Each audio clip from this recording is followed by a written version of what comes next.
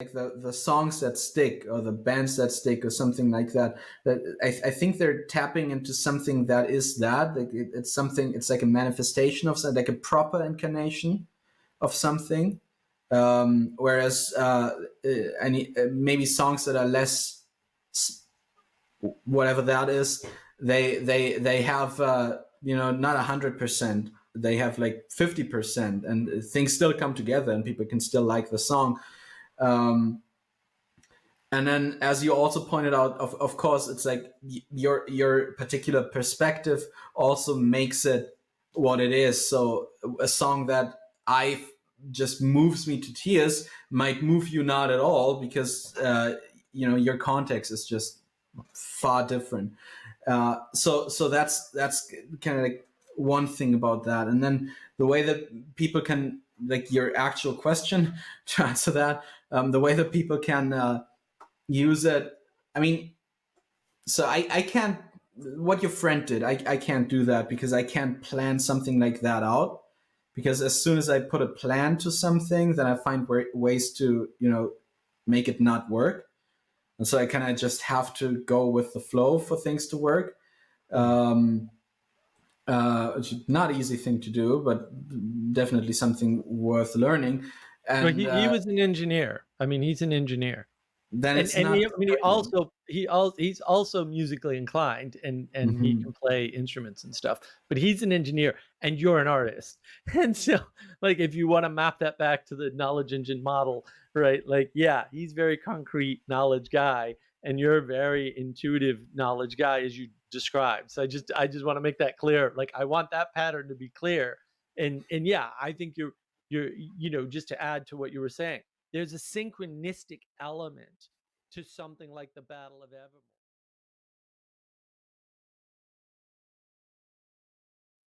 All right. Welcome, everybody. I have a special treat today. I'm talking to 2MorVs, and he's sort of a sensation. You may have heard of him at the Symbolic World Conference or seen him in our video about the Symbolic World Conference. He does a very unique style of music that he's been working with for quite a number of years now.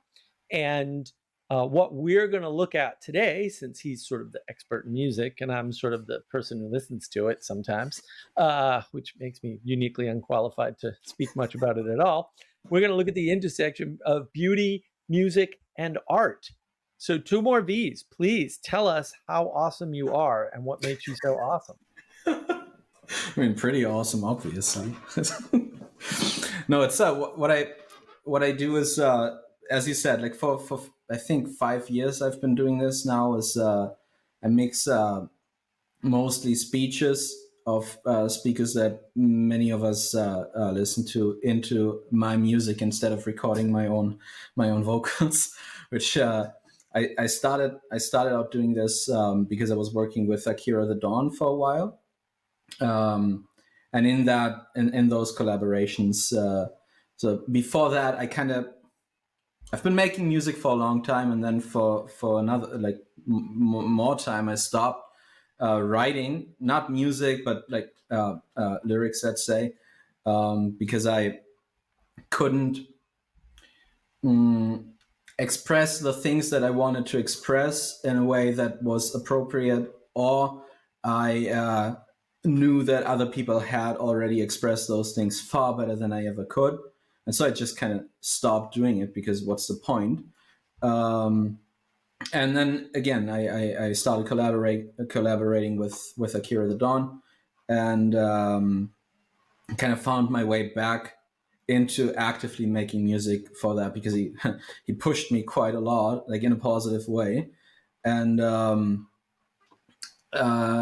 then I just kind of experimented with stuff, saw if I could like take a speech from Jordan and put it into music. And there's like the first one that I did, I never released it, not because it's bad, but I never got it where I wanted it to be. So I'm still like every few months I'm like doing a small thing on it, and see if I can maybe can move it a little closer to release, but we'll see about that. And then I think like the third song or something that I put out was one with Jonathan Pajot. Uh, and Jonathan was very receptive and very supportive in that,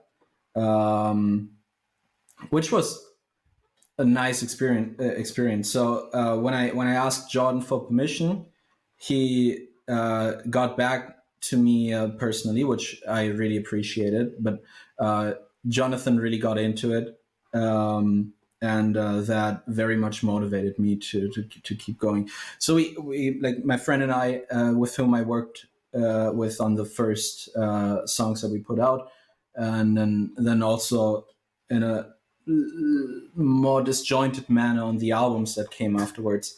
We just kept going and kept experimenting, and then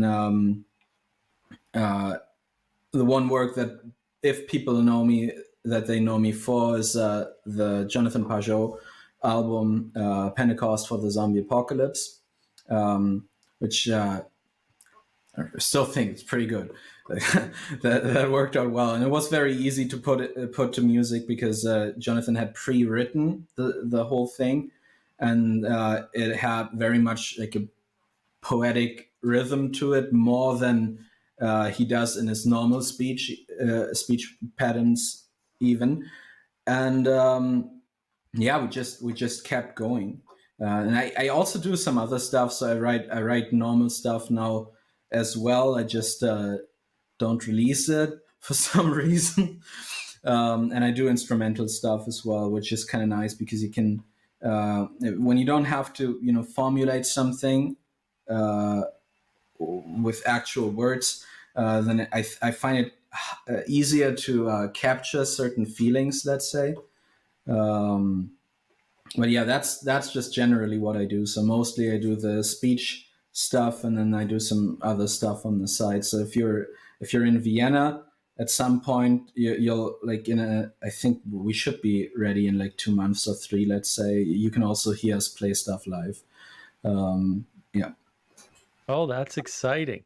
Yeah, so I want to sort of figure out these patterns that we're talking about with music and how that relates to beauty. And I think that, from my perspective as an avid music listener, an expert listener of music, if that's such a thing, that what I see in terms of the patterns is that the beauty of music emerges from the, we'll say, proper or right combination of these factors. And so, like, if you're working alone, I mean, there are solo artists who write and record and do, and it's weird, right? Because some of them, Jeff Lynne comes to mind, right?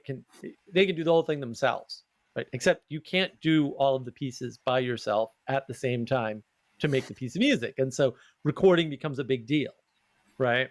And the better, say, mediocre bands who still do quite well on the high end are still one guy writes the lyrics, right? One guy does the bass tracks, right? It's usually the talent is split up and then combined, and often they have, at least from what I've been reading about these bands, they have somebody who's like a combiner in the background, right? So it's sort of famous with Led Zeppelin, right? It's John Paul Jones, right? John Paul Jones is the one that does the arrangement of the music, and that's a huge part of their music. You probably don't hear that per se, right? Because arrangement is sort of related to framing in a way, right? It's how this thing's coming at you, and what order and how quickly and things like that. So it's not just that, sure, Jimmy Page came up with the guitar riff, right? And then Robert Plant wrote some great vocals, right? And then of course there's the fantastic drums by John Bonham, but without the arrangement of those things, they can sound cacophonous. And so there's something about the patterning, right, that is inherent to the beauty of the music. But also there's something past that, right? Because there's sort of patterns that work. That would be pop music, right? A lot of pop music is similar sort of patterns. And then there's patterns that work really well. And then there's patterns that work really well together. And I think there was an interview a million years ago I heard on, it was Sting was talking about one of his albums and working down in Africa to integrate that music. And I forget which album it is because I don't remember things like that, unfortunately. But what he was saying was he thought, and it seemed like at the time, maybe still, there's some debate about this, whether or not the lyrics, match the music and how much that matters, right? Because that's part of the pattern and it's part of the sequence, it's part of the arrangement, right? Is the actual lyrics, and then you've got the far end of that, which is yes, with the vocals as an instrument and vocal, not as a propositional meaning machine, right? And then you're at the other end of that. You're at the, well, let's take the propositional meaning, the beauty in the more philosophical end or religious end, right? And then put music to it. So I kind of see that as a spectrum. What do you think of that thesis? Because I just came up with it, in preparation for our talk, pretty much. Seems accurate, I would say. I don't think that in my, let's say, creative process that I think about that actively, Right. because these things, let's say, come to me when I'm working with them, not in a intellectual way. It's my, like 4 years ago, Jonathan and I had a talk when the Pentecost album was coming up, and he asked me how I write that kind of stuff. I told him that it's like a landscape, the general one, where it's like a feeling that's associated with a landscape. Like when you have like certain kinds of like photography, for example, invokes certain feelings, and then let's say it's like in a city or in a village, and you have like these alleyways that lead you through the place, and you see like a window there, and like the way that the house is built over there, and so that's what I then try to kind of put into musical patterns. And I'm not sure why it works. It works to me, at least. I'm not sure why it works, because there's not really a conceivable connection between feelings that come up, sounds that you make, and visuals that you see. So I can't really put my finger on why that works. That's the same reason. Like I think I talked to people about that a few weeks back. Like how is it that we can see beauty as much in visuals that we see when we look at the sky, or when we look at a portrait, or when we look at when we listen to a song that we really like, or we look at a face that we find beautiful, we hear someone say words that are beautiful. I don't know why it is that we can make a thing out, which is then beauty, that is shared among all these things. It's very, very weird to me. And then to get that back to the original question a little more,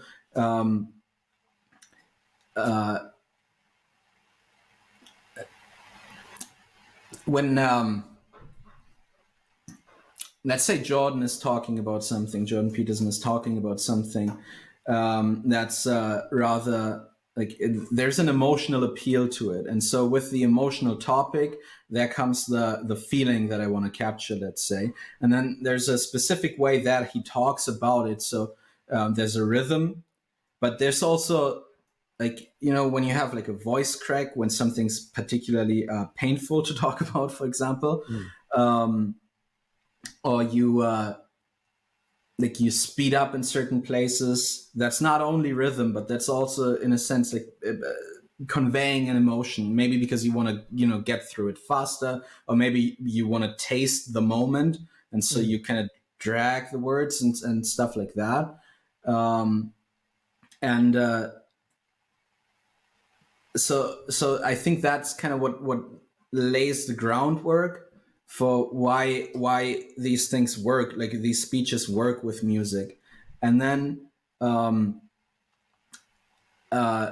there's a more technical aspect, which is that some more than others, but people have a rhythm in their speech. It's an actual musical rhythm, and sometimes it's like I had that at the Symbolic World conference. I had that when I listened to a few of Jordan's speeches. It was just I could hear the song already because like Jordan was talking and talking and talking, and I heard like okay, it's like a 4/4 beat, and I can hear the drums there and stuff like that. So it's very funny because you're right that it's like the speeches there, they have much more of a philosophical nature, more intellectual nature than maybe like the usual poetry that you find in song lyrics.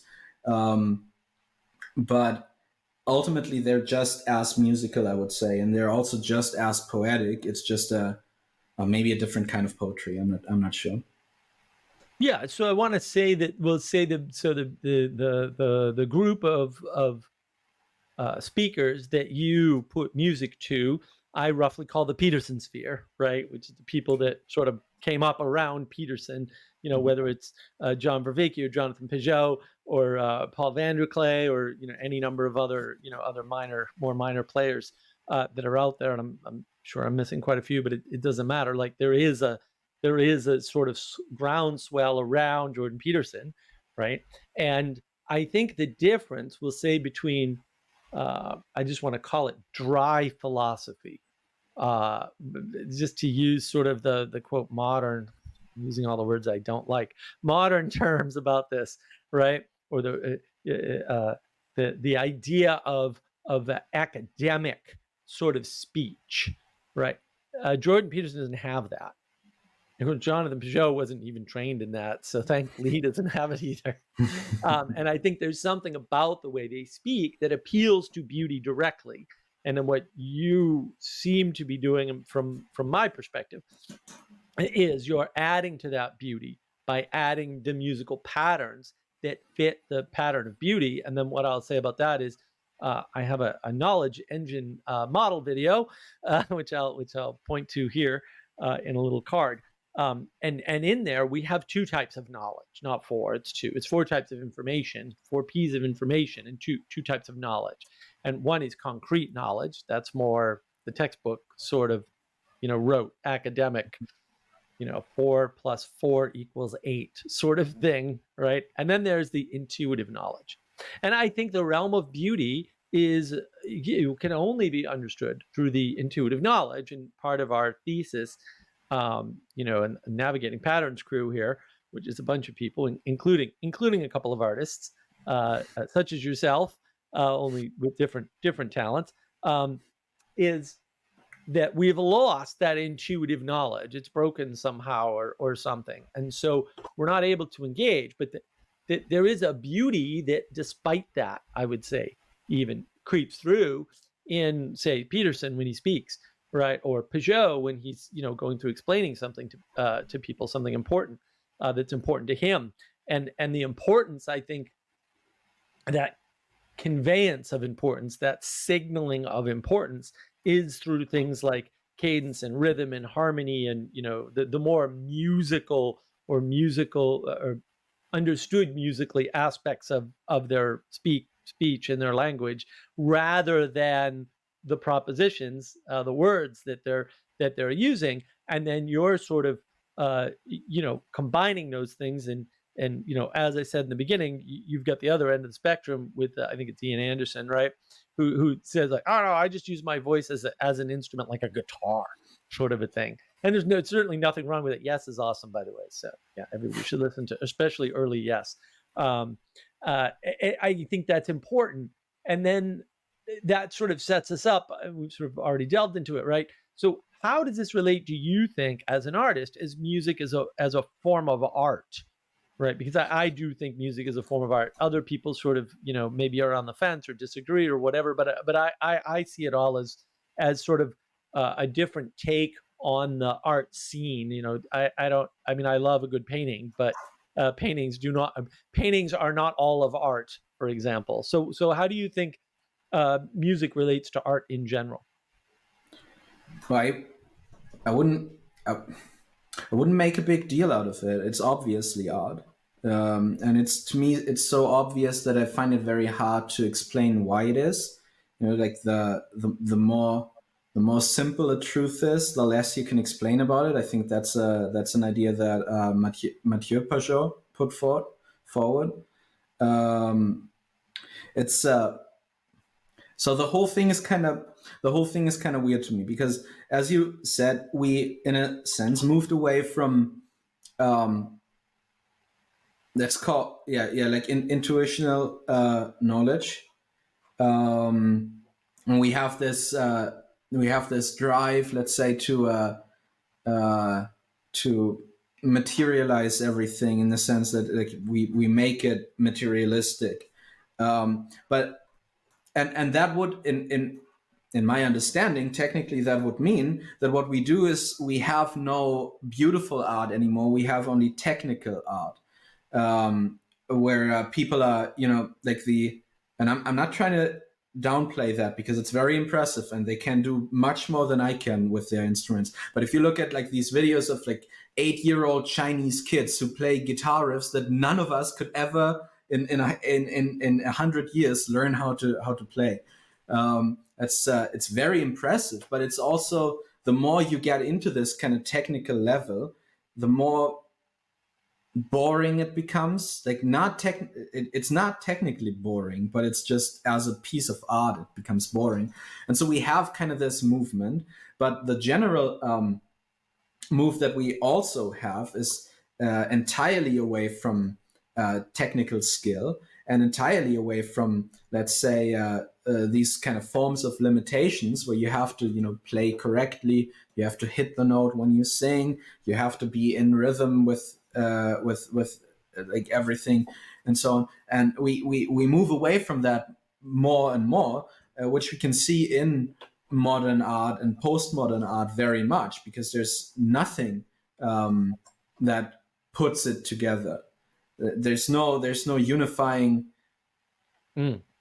aspect. And so I seriously don't understand how both of that, no, I might understand it, how both of that can be the case. So the only idea that I have about it is that these people who are, especially the artists who are only doing modern and postmodern art, they might subconsciously see the movement towards materializing everything, making it materialistic, and making it, technical and objective, whatever that means. And they, again, subconsciously try to, just stir into the other direction, and that's why they go into this other extreme. And then we have to kind of manifesting this atheistic, materialistic perspective on one side, and this Dadaistic, postmodern BS on the other side. Just two extremes, when in reality, to be able to make something beautiful, you have to have both to some degree. Like, you have to have technical skill. If you don't know how to play a guitar, you're not going to make something with it. If you don't know, how to operate a computer or a recording studio, or any of these things. But then also, if you don't have a certain, if you can't tap into something with your heart or whatever, then you also can't make something beautiful. These things kind of have to come together in order for art to be incarnated, if you will. Just like you have to have matter coming, like, from below, and kind of like an idea coming from above, or pattern from above, and then these things can come together and can manifest something properly. Yeah, Mathieu Pajot, we're doing a book club on his language of creation, obviously. So I'll link that here. Why not? That was it. Like, that wasn't my thought. That was from Mathieu Pajot. I like it. Yeah. Right. The meaningless matter is what he calls it. Mm-hmm. Right. And then the patterns emanating down from above. Right. Right. And so, yeah. And I just want to highlight. So I like a lot of what you said. I can really see where you're coming from with that. And I agree. I think part of it is attributable to just there's more technology, right? And so because there's more technology, there's a flood effectively, right? And then the technicality becomes the big thing because you can get more technical because you have more technology. And then people focus on that, right? There's a number of things. I've been music. The whole idea of analyzing music is so big right now. There's a bunch of YouTube channels, analyzing just songs and music and bands and stories about the bands and how the music came to be. And almost none of it is something you'd expect. It's all like, what? How did that happen?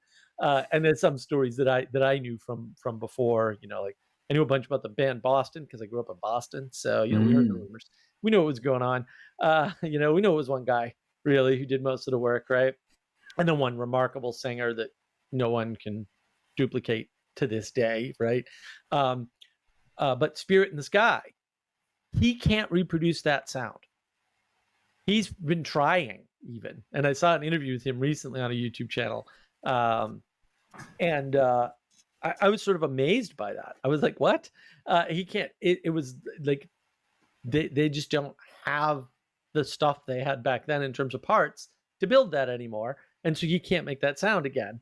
And it's kind of a cool, funky sound, right? If you ever heard the song "Spirit in the Sky," and they're still pursuing it, so maybe someday. But it's near reproducible sound in some sense, right? That's what you would have in a flood. It's a bunch of things that come and go, right? They're ephemeral. Some other instrument too. I can't remember the name of it. For a Zeppelin song, and I'm a big Zeppelin fan because if you're not, you're weird or something. I don't know what's wrong with you. Led Zeppelin really changed music in so many ways, right? And I think that's part of it. So to your point, like the grunge movement, or a lot of grunge bands. Why? Because it's basically lazy instrument playing at some level, right? Yeah. But Nirvana, like they did something with that somehow that shouldn't have worked. Like if you look at it from a technical perspective, Kurt Cobain's just a lazy guitarist. What's wrong with him? Like and a lazy singer. And a lazy singer. Oh yeah. Yeah. Yeah. And he's just lazy.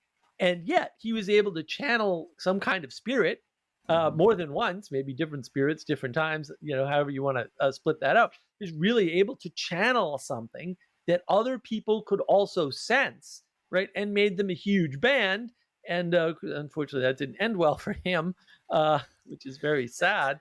But there's something about the balance, for lack of a better term, although I think balance is sort of a reduction, right? There's a balance between how technical are you versus how in the spirit you are, and you can't actually do both, right? And I think you probably see that, although I'm a little bit less familiar, but a little familiar with like Frank Zappa, who's very like quality first, quality first, quality first.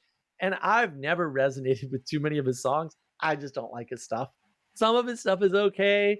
But like, I'm kind of like, yeah, it's somebody says like, do you want to listen to Zappa or do you want to listen to almost anything else? I'm like, you know what? Give me some Taylor Swift.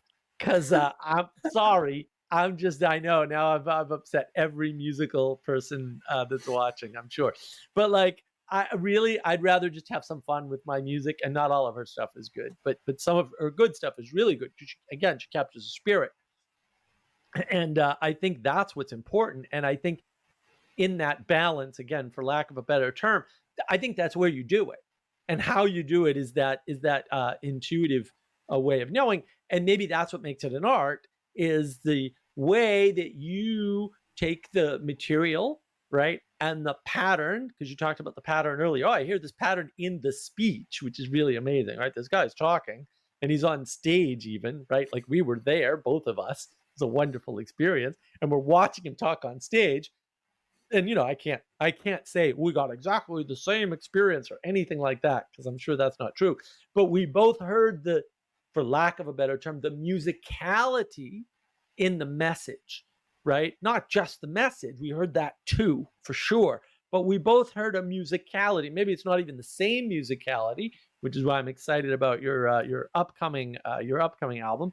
But that's what makes it art, is not just just putting pieces together at random, right? That's assembly, or assemblage or something. I think Sally Joe calls it. That's, that's paint by numbers, right? It's music by numbers. You can work it out. And like, that's not a me thing, right? This is in Star Trek Next Generation, right? When Data is playing the violin and he says, like, what do you think? I used, these three violinists to, and they all go, it sounds a little stiff, because he Yes. lacks, because he's a robot, right? He's an android. He lacks that ability to get in the spirit and make it his own without changing it so much that it's not his own, right? And that's to me, that's what makes it art. And so music is forming the instruments in such a way that with the patterns that you're recreating a spirit that is manifest through whatever your form of inspiration is. In your case, your form of inspiration is these folks in the Peterson sphere making spirited, if for lack of a better term, speeches, right, that really convey a depth that can't easily be conveyed. And I think that's what makes, say, Jordan Peterson a better lecturer than most, right? And you can't just give somebody a script and make them a good lecturer, in the same way that, I can't even read scripts that I write, so I use notes because I can't. This is totally unscripted, which is even better in my opinion, because we are trying to catch a spirit about, what is the relationship of beauty, music, and art. And so that sort of leaves us. So, and we've got the sense, right, as you've outlined, that there's a technicality to it, but too much technicality, you kind of lose it, right? You get stuck in this thing that we would call modern art or whatever, right? This Dadaism. I really like that. I like that. That really resonated with me for whatever reason, right? But we also don't want to go too much in the other direction, right? Like too far afield, we'll say, to where it's just a cacophony, like the Swans or something. The Swans is very cacophonous music. Like, not that they don't have their uses. If you're really, really, really, really suicidally depressed, maybe they can bring you out of it. I don't know. That's what my friend claimed all the time while listening to them. But that leads. So we know somewhere sort of in between. Again, it's going to be sloppy language for sure. Somewhere in between those two extremes, there's a thing called music. But then there's the question, and this really arose for me when I listened to The Anadromist and How We Got Here, which is a great series. It's way too long. I love Burn Power, but man, just cut that down. Cut it at least in half. Where he talks about rap music, and he basically points out rap music is born of actual theft of equipment. And it's like, wow. So they found a truck, or hijacked a truck, or whatever happened. There was a truck with very expensive high-end musical equipment, hundreds of thousands of dollars worth, and they got their hands on it. And it's in the milieu of New York City. I mean, this is all according to Burn Power. I just trust the guy because I think he knows what he's talking about. I think he was there. So I'm gonna go with his version here in case anybody goes, you're wrong. Like I'm just kind of parroting poorly what he said in the series, right? And so there's these mixed neighborhood culture from the Caribbean, right, and from the African American community, right, and from the poor white community, and they get hold of this stuff and they create rap music. And then what immediately comes up with rap music is theft. And so, what do you think is the difference between, say what you're doing? I mean, you're getting permission and all that, obviously, right? And people are thrilled to have you do it because you if you were doing a poor job, they would probably be like, next time, no, right? But obviously you're doing a good job of it. I've heard your stuff. It's fantastic. So I don't know if that's worth anything to anybody, but it's my channel, so it must be worth something to someone who's listening. I think it's great stuff.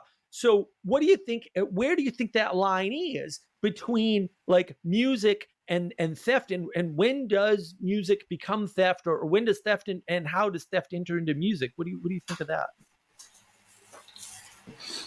That's a very tough question. So I don't think that I've drawn a line for myself there. There's Okay, if you look at my musical roots, for example, like the first band that was my band, let's say that I was into, and not something that my parents also liked, or something like that. Blink 182. So I mean, all of the punk rock genre, but them specifically, they're very much known for having exactly like 3, maximum 4 chords, and all of their songs are built on those. And it's true. I learned almost all of their songs. It is true. It's almost all the same 3 chords. And so you could call that theft if you wanted to. But then on the other hand, like I don't think that you can intellectualize this. So I think you have to feel it. And because my feelings obviously are always right, I feel like I feel like it's not theft. I feel like a song like, okay, so I mean, people probably don't know unless they're fans, but a song like When Your Heart Stops Beating, that the bassist of Blink 182 wrote with his other band, and then you have a song like Dogs Eating Dogs that Blink wrote a few years later. They are built on the same chord progression, and you can kind of hear similarities in there, but they're 2 different songs. And so the way that I see it is that every chord,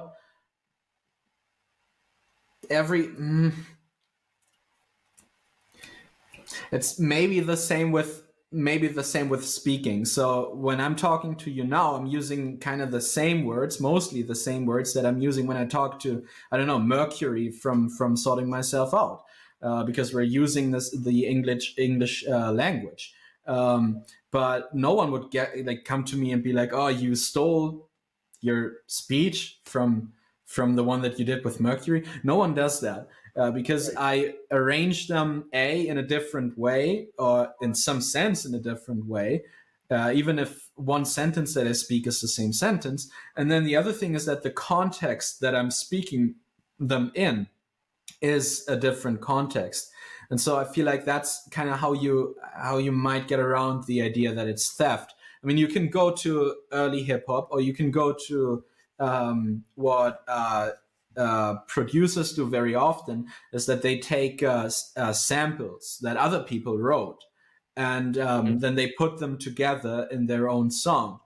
And I mean, my 14-year-old self would slap me for that, but I don't think that's stealing either. I mean, I don't like to do it, but that's because I have probably some issue to work out, where I have to prove myself through the music that I make, something like that. But I don't think that's theft. I think that you're just being creative in the field that you're working in.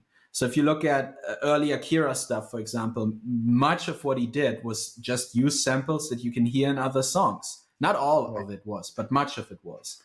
And I don't think he's stealing there. First of all, because he paid for those samples, so he's allowed to use them. But then also, he's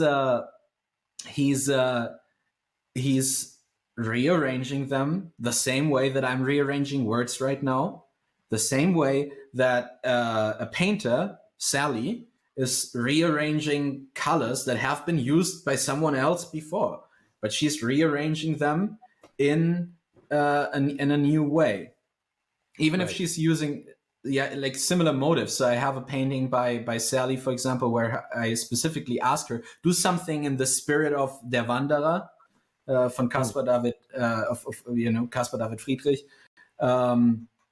You've seen that one. You can look it up, but you've seen that one. And there are similarities there. It's not a stolen piece of art. It's its own kind of piece of art still. And the same way with all the punk rock songs. Yeah, they're kind of built on the same chords, and yeah, they do sound similar. There are patterns that you can pick up on, but there's always most often something that makes them unique still, something that makes it that song and not the other song, something like that. And so I don't think people are stealing. I don't think early hip hop was stealing, even though they sampled songs that already existed and then just rapped over it. It's like it's just a different field. Yeah. Yeah, so I think how much is stealing? I heard this story. I don't think it's apocryphal. Heard it from a good source. That Daft Punk went out and kind of figured out like, wait a minute, we're gonna run out of material, and then they did an album. And again, I don't remember the name of the album. I'm and I actually it's my least favorite Daft Punk album. But they did an album with other artists, right? And so they make all this music, and they've got these real artists will say that are like playing guitar, doing whatever they do in collaboration with Daft Punk. And they did that on purpose to sort of reinvigorate the scene so that it wasn't all just, this techno, drum machine sort of stuff that they do. And I know there's 1,000 genres that I'm probably upsetting it in doing that. Also, I don't buy any of your crazy genres. I think there are only a handful. But yeah, I mean, even artists seem to recognize the problem of running out of stuff. And I would say, see, the theft in pop music in particular, I'm sure you've heard the mashups where people go, every pop song ever. And then they do the chord progressions and they just run through and switch the lyrics around and Yes. some of the background instruments. And then you start to hear Taylor Swift and you start to hear other pop songs mixed in, and then they'll go back to Taylor Swift, and then they'll do whatever, right? And a lot of that, and I think that that's part of it. But then you get bands like Led Zeppelin, and the reason why I bring them up, aside from I actually know something about that, something minor at least. I'm fairly well read. I read the book. Um, there was a show I watched a million years ago. This is quite some time ago. We used to have this thing called Muzak in the elevator, right? You'd be in the elevator and you hear the song, and it wasn't the rendition of the song you've ever heard using instruments you've ever heard, but you knew the song, right? And Oh then a yeah, lot yeah. of times it was like a Zeppelin song or a Pink Floyd song or something, right? It was just filler music for while you were in the elevator or waiting in a waiting room or whatever, right? It was just some weird thing that they did for a while. And the guy who headed up Muzak, I think he closed the company at the time. He said, none of the new music is amenable to this process. We can't change the instruments, maintain the sound so that it's recognizable, and sell this as a unique product anymore.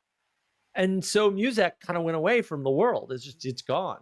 And he blamed it on this, for lack of a better term, I'll just call it depth of the songs that they were using, like Zeppelin and Floyd and a bunch of others. I don't have a full list in my head or anything, but you used to hear it all the time, right? I mean, it was everywhere. There's a whole company, selling this stuff so that people would be occupied, without, it's another way to give back to the artists, right? They don't have to do the work, right? It's not necessarily a negative thing. I mean, you can see anything as a negative thing, I guess, but it was a positive for the music industry at the time.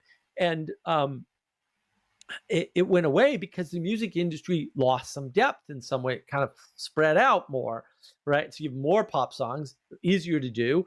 They're everywhere, right? As much as I love Katy Perry, like she's ran out of stuff, right? Just like Madonna did, just like, I mean, they all do. They just pop runs out of stuff eventually.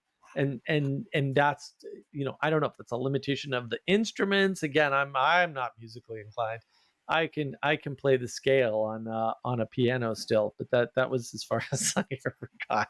So I don't know how this stuff works mechanically, but at some point the music has attenuated or something so much, but you're still able to inject that spirit in there, right? Even with a very few a few number of instruments, right? Whereas the depth of something, for me, it's Beethoven Sixth. So like that's it. The only thing better than Beethoven Sixth might be Zeppelin's Battle of Evermore, because that might be the greatest song that's ever been composed, and the album version, please. I'm rather enamored with it, but like those are really deep pieces of music, right? The fifth, the sixth, and the ninth by Beethoven. I don't even know what everybody else is doing at some point. I'm just like lost. Like, why are you wasting your time? And you get that, but that's a huge collaboration to make that work. All these instruments have to work together. The timing has to be pretty close.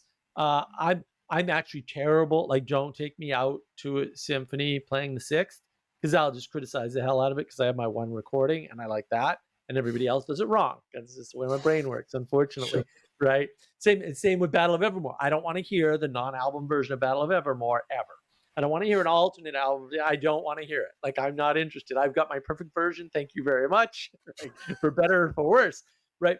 And everything else to me feels like theft in some sense. Like, oh, you're trying to reproduce it, and you can't. You just can't, can you? You know, and that's, I mean, obviously that's a little far. But I, I have a little OCD, this is the way I am. So I am a musical purist, but I'm an everything purist. So this isn't a surprise. This is just the way I live. Um, but there is a sense that, sometimes people are just kind of stealing stuff, right? They're not putting in the work somehow, whatever that work is. And it doesn't relate to time, right? Because a talented artist can basically show up, do their bit, and take off, and it's spot on. It's great. It's pretty.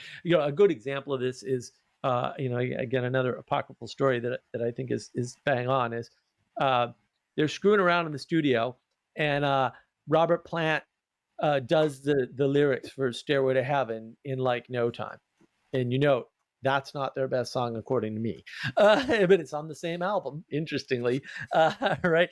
But like, he just had a talent, right? And then when he needed to belt something out, he could just do it, and other people can't. Like, there's a lot of people that just don't. Like, I'm never going to be a pianist, so I'm never going to be a good guitarist, even if I can ever manage to play guitar, which so far I've failed at for all of my life. I've tried it, but there's various reasons why it doesn't work. But there is a sense that there is a line to be drawn, and that's where it gets tricky, I think, because as we talked about earlier, like, music, proper music, something that resonates not just with you and your small group of friends, but resonates sort of more universally, maybe not universally, because maybe that's impossible, but more universally, has to do with intuition. And so what I hear you pointing out, you can correct me if I'm mishearing you, is that there's an intuition that you get about when it becomes theft. And so we couldn't nail it down and say, well, if you use 50% chords from somebody else's song and 30% of their lyrics in this order, it's like, that doesn't even make any sense, right? And it wouldn't hold true at the same time. So it'd be hard to do, right? It'd be hard to kind of quantify it that way. You divide it up into quantities, into pieces, and do it. But also, it wouldn't hold true. Almost certainly wouldn't hold true. And so, I don't know. What do you think? I mean, is there a way to tell? Like, is there something we can universally agree upon? Like, did the real question that we need to answer to more these is, did Milli Vanilli do anything wrong?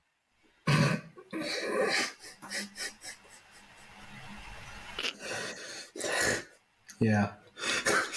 So, yeah, I figured I'd get you with that. Good one. So, just real quick, one thing I'd like to point out: you're not a guitarist, you're a bassist. So you'll probably have more luck with that. Get a cheap bass and then try that. I think you'll excel at it. Okay, thank you. Yep, I'll give it a shot. Cool. I don't know why you would make that assessment, but I'm curious as to whether or not you're right. I just know. Okay. Yeah, hey, that's fine. I'm just fascinated that anybody could make an assessment like that. That's great. I don't disbelieve you at all. Yeah, try it out. I want to see it. No, I'm pretty certain about that. And then no, you cannot make rules for that. You can, and that's because of the nature of the thing that you're trying to. It's not like this isn't a mathematical equation, and that's kind of the reason why pop music became more flat. Like, I don't want to be that guy. I don't like it when rock people are like, oh, everything in pop is shit. I find that just cringe. It says, like, I usually don't say that, but I'm always like, okay, boomer. That's just annoying when they do it. And so, and it was annoying when I did it when I was 14. So I was like that as well. No, but it did become shit. So let's say more shit. There's also good shit, but there's also bad shit. So we have excuse the swearing. We have, there's a certain, so if you look into pop music from the 2010 period,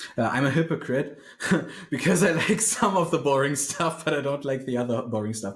It comes down to one point, and that's like music is subjective, and we can talk about technicalities, and we can talk about this and that, and is it theft or is it too easy or too lazy or something like that. And for some things, I would say yeah, it is, but it's utterly subjective. There's nothing properly objective about it. You can say, oh, this is not a harmony. This sounds off or something like that, and you can be right about that. But the way that people experience that kind of disharmony, that's something else. Because sometimes what a song needs is for the drums to be a little off, or for the singer to be kind of not in key. I don't know if you've ever listened to the Front Bottoms, but that guy, like the voice, like I know people who hate him because he has those voice cracks and he's kind of off key oftentimes. And I listen to it and I'm like, oh my heart, I love it. So it's utterly subjective. There's no rule that you can make for why people like things that are technically bad, let's say. Right. Yeah. Right. So you kind of covered a lot in there. So I want to sort of go over it in the navigating patterns fashion here. So Sure. I think one of the big things that you talked about is there are these patterns that get copied. Right. Pop music is a prime classic example of that. Right. Auto tune is a good example. Right. Everybody, once one person was popular with auto tune, everybody used auto tune. On the other hand, like some of the Belinda Carlisle stuff, I think auto tune is the best thing in the world Mm-hmm. when used there. And other places, I'm like, oh, this auto tune's terrible. Like they shouldn't use auto tune here at all, right? And so, yeah, I mean, you can't just pick a technology or even a pattern to your larger point and say this is good or this is bad. And then I think rather than let's say subjective or purely subjective, I'd rather think that your experience in the world combined with that pattern, because all patterns are repetitive and boring at some layer, that's what creates the interest for you, right? Is what flow are you in? Like I was never, big into Nirvana. Not that I don't like their really good songs, because I like really good songs, right? But the rest of their stuff, I'm kind of like, I don't know why I listen to the rest of the stuff they do. Like, I don't get that. But they're really good songs. To me, there's a difference to other. And I've been exploring this, on and off for years. But like, there are people who can't tell, and then there are people that can tell. They can tell like so like Led Zeppelin's a really good example. Led Zeppelin doesn't have any bad songs. There were no bad Led Zeppelin songs, but they've got two really mediocre songs. I don't like either of them. Like I don't like the crunge. This is no surprise. Like a lot of people are like, oh, what's going on with this song, right? And a lot of bands have that property, but in Blink 182 is a good example too, right? They have a lot of very similar songs, and they have some absolutely outstanding songs that just are so much better than the rest of their stuff. You're like, what's going on here? Like, how can they do this? And then they come back down. And there's nothing wrong with Down Here. They're a perfectly serviceable band, right? Like good stuff, right? But then they reach this height, and you're like, whoa, what's going on with that? And there's something about it because it's still in the pattern. Like their really good songs don't sound that much different for the most part than the rest of their stuff, right? And you see this a lot in albums, especially older albums. Nowadays, everything's mixed, so no one cares. But in the old days, they used to like the old Led Zeppelin stuff. Man, the album layout's really important. Pink Floyd album layouts, fantastic. ELO, Jeff Lynne, album layout is really important. Like that. There's an extra layer there that doesn't exist anymore because you really don't have albums that much, right? And so there's something to that layering, that patterning. But then we like patterns and we need patterns. Patterns are also boring, but only if you don't like, if you don't cohere to them from your experience. I think I'm guessing here, obviously, but like I think there's something about it, and that's what creates the illusion of subjectivity. And I think that's the better way to think about it. Is like, well, there's patterns of reality, and we don't need to be on the same patterns of reality trail or something, right? That's not necessary. You live in a totally different place. like all Europeans, your fanciful ideas about how the the U.S. really is, and and then you know your understanding of how the world is based on your experience, right? And your experience is limited, and so is mine. And so I don't understand Germany at all. I don't understand Me Switzerland. neither. That's why I left. Me neither. That's why I Well, there you left. go. Right. I don't understand Vienna. I don't understand Austria. I mean, these are all places I've never been. Right. And I have a tiny sliver of understanding of Scotland and a tiny sliver of understanding of Croatia because I've been there. Right. Didn't spend nearly enough time, but like I've been to those places. Right. But like the patterns, even of the cultural, say, favorite music, whatever that is. I mean, it could be imported pop music from the US even. But the stuff they find interesting is not always the stuff that I would find interesting. But a lot of times it is for, we'll say, those big songs, I think, that, really resonate, that really get popular. There's something about them.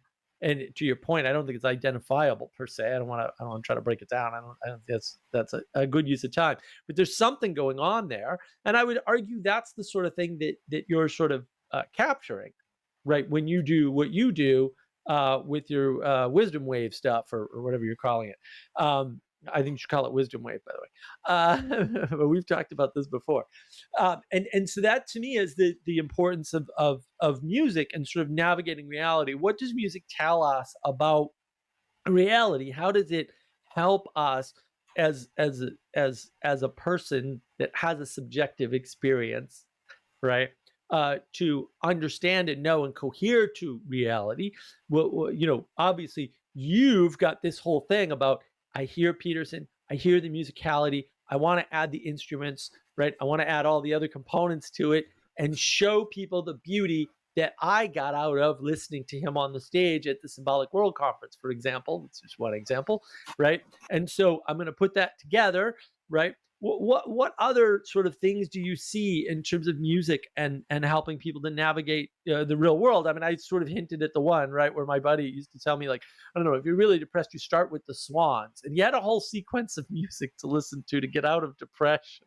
I don't know if it works, but I've done similar sorts of things, so I can imagine that he's right, and it at least seemed to work for him. So, Mhm. what other things do you see other than those two examples? Well, I would like to just for a second go into the other direction of how you describe how I describe what I do. It's like one is that I listen to stuff and then I'm like, oh, I hear a song around that and I try to make it. But the other way that things kind of happen is that I just start writing something without knowing what's going to happen to it, Mm. and then I put a speech segment to it. So on the new album, there was one song was like, I had moments like that before, but never like this. So there's a song where the instrumental is like 6 minutes, something like that, and the first half, exactly half, like to the second. The first half is like piano stuff with very mellow, very like nice, like acoustical stuff going on. Um, and then at the exact, like in the exact middle, it switches into like a very kind of, I hate the word, like epic triumphant rock Mm. thing. It's like heavy guitars and so on.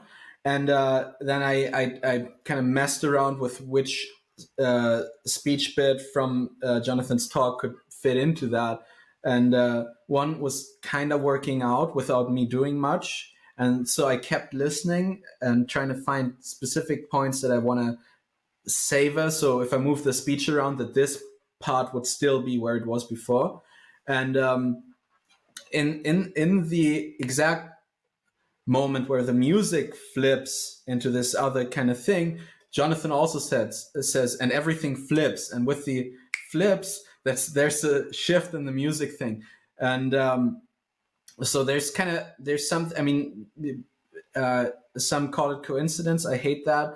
It's like a synchronistic event. There's something happening there in moments like this, and I think that's what kind of makes as you said before, kind of the things that, like the songs that stick or the bands that stick or something like that, that I think they're tapping into something that is that, like it's something, it's like a manifestation of something, like a proper incarnation of something.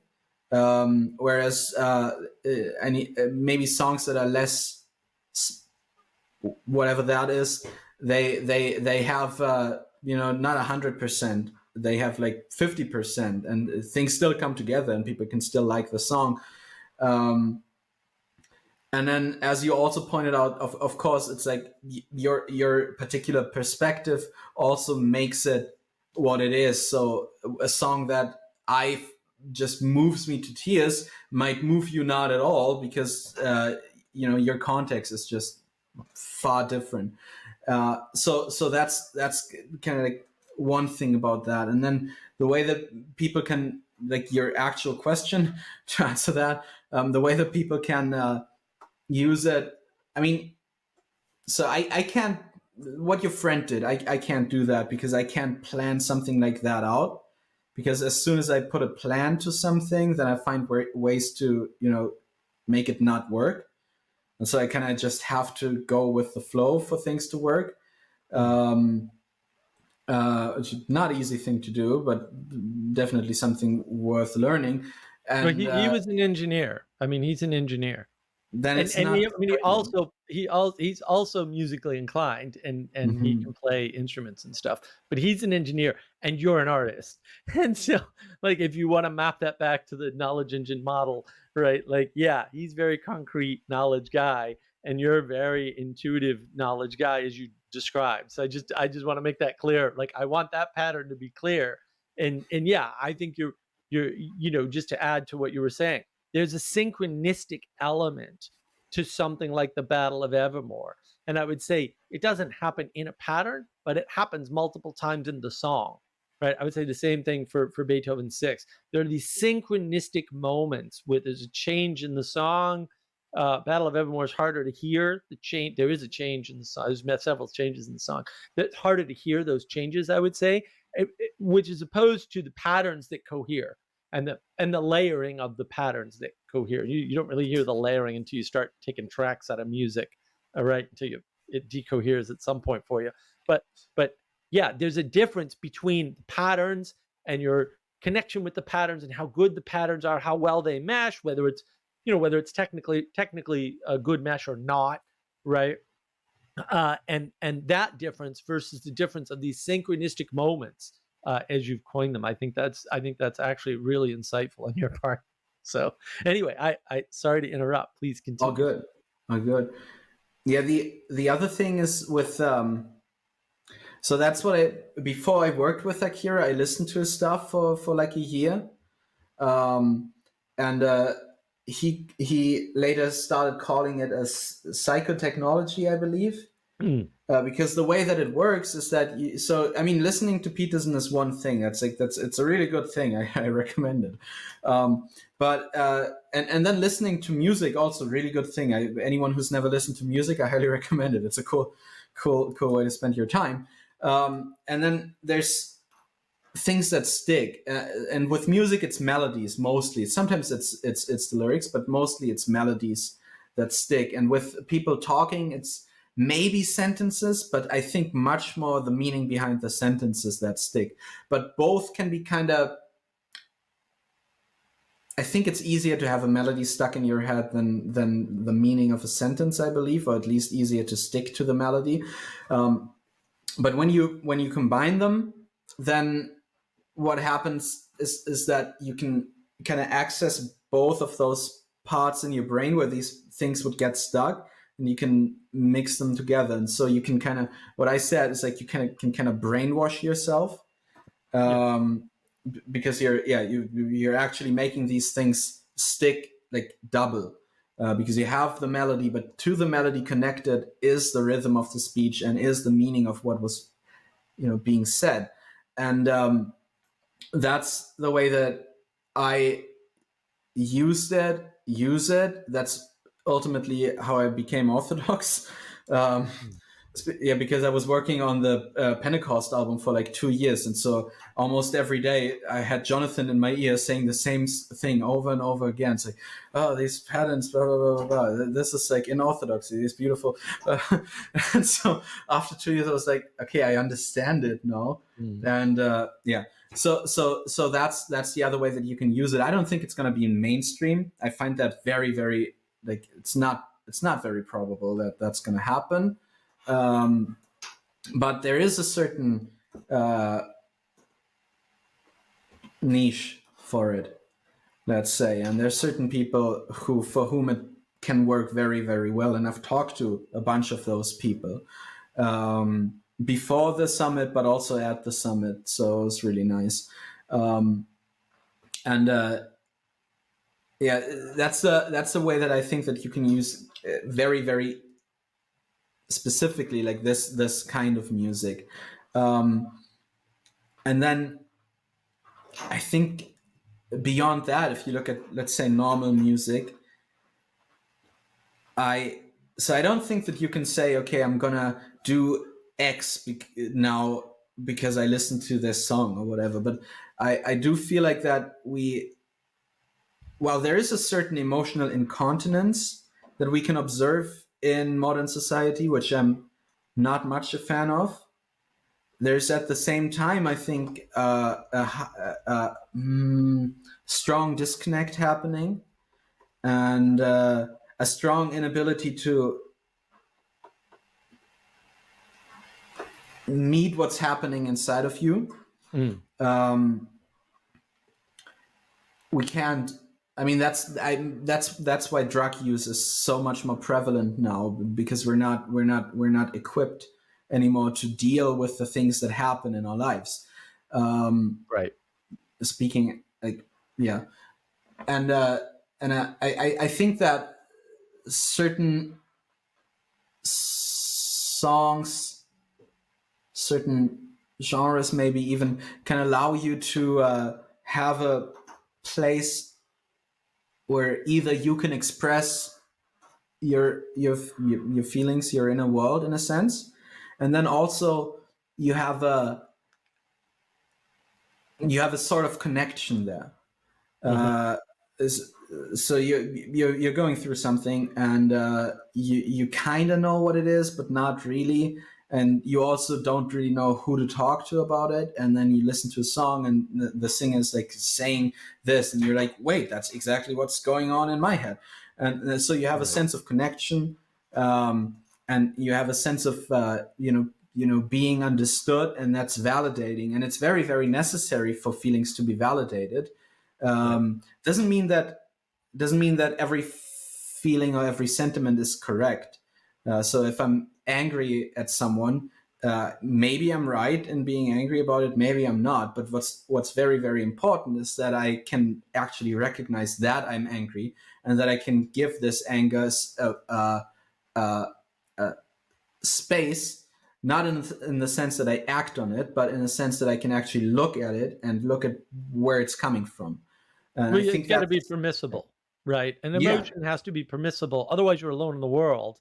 And what I hear you talking about is, more the integration of Mhm. you with reality. And in a world where we've got a problem of, we'll call it individualism, objectivism, and materialism. Of course, I have a video on that named exactly that.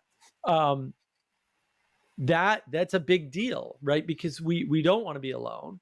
We don't want to be feeling like we're alone. We want to know that we are the sorts of creatures that have enough in common with other sorts of creatures that we can live together in harmony, right? And you can't do that if you're, living in a basement somewhere playing video games. I mean, that really disconnects you from the other people in the world. And you'd say, well, I play online with other people. Look, I only ever played online with other people. I love that. I love online play. Plus, I'm a strategist, so I can't beat you with my with my skills at the controllers. But if it's a strategy game, I've actually got a chance in that game, right? So I'm a big fan of that. But that's not the same as going outside and seeing dragonflies and seeing flowers and watching flowers disappear, daylilies, for example, which I have on my property. I never even noticed because I didn't go outside every day. So you run into this situation where music can reconnect you and reintegrate you to the world, right? And I think that's part of the role in how does it help you navigate reality? Well, it helps you put in touch. But then I think there's also a dark side to that, right? Where you can resonate with the wrong thing. So on the one hand, it fights domicide. And John Vervaeke talks about domicide, right? It fights that domicide, that aloneness, that, there's not enough people around me to keep me safe, right? Or where I feel that I belong, or any number of things, that side effects from not feeling like you have a home, home in a small sense and home in a much larger sense, a community. Um, but also, when you're stuck in that domicide, music can get you out, but there is a dark side, which is it can lead you astray too. And this is always the complaint, like, oh, this music has terrible lyrics talking about shooting cops, or whatever it is, and hookers and drugs and all this bad stuff. And so there's definitely a danger in there too, right? Where it's not that it changes the nature of, quote, reality somehow, although I've got my thoughts on that, right? But it certainly puts your relationship to reality in a bad light, puts you in a bad perspective with relation to reality, or it can.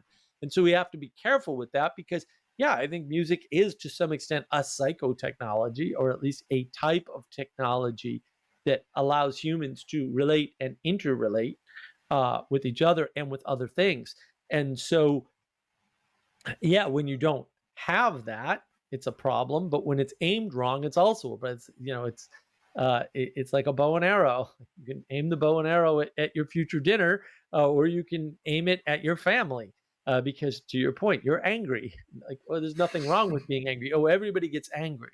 Okay, well, if everybody gets angry, but they don't punch the wall and I do, that's helpful, right? Because now I'm not alone in my anger, but also I know there's a way out of that anger causing me negative side effects, right? And so music should be, more positively, we use a valence, more positively valenced. It should be aiming towards something higher and good, so that it's giving you the relation on that end, and not a relation to pop music. I mean, the reason why I like pop music for me is entertainment, right? It's very middle. It just kind of aims you at the middle stuff. You don't have to think too hard, right? You don't have to get so emotionally invested in that way, right? I listen to Beethoven's Sixth, and I'm very emotionally invested, right? And especially in the things around me. So I typically do it when I take a nice warm bath or something, right? But when I'm listening to some Tay-Tay, some nice Taylor Swift, I'm usually driving down the street back from somewhere where I had a good time, and I just want to kind of keep my brain coasting in happy fun time mode, right? Or recall something from the past, like, oh yeah, I remember that time you went to Weir's Beach and had a great time, and then on the way back you listen to this piece of music, and now you can listen to it again and get a little residual of that feeling, right? Reconnect with the past, because music, I think, is really about those connections, that many to many connections that we make in the world. And when you're doing it with that kind of technology, the technology that vibrates sound waves in the air, or however you think about it, that's a special way, a unique way, in my mind, of connecting back up. We'll say maybe it's inferior to singing in the choir, or singing at church, or chanting like the Gregorian monk chants do, which I'm a fan of, right? You see that a lot in Eastern religions with chanting.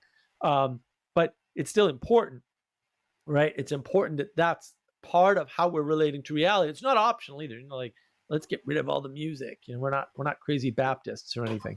We don't like the music. You kind of have to have it. But I think that's what helps you to navigate the patterns of reality. Is, well, where is this music? And it's not just music. We use other things too to know, because a lot of music will put sort of unconscious thoughts in your head without you kind of realizing it. Why are you angry? You listen to this angry music all the time. And it'd be interesting to, and maybe you have some thoughts on this, but if you don't want to touch it with a 10-foot pole, that's fine too. Is the music reflecting culture, or is the music moving the culture? Because I some days I wonder, I hear a song and I go, when was this song recorded exactly? Because I see that pattern popping up much later on. And were they onto something?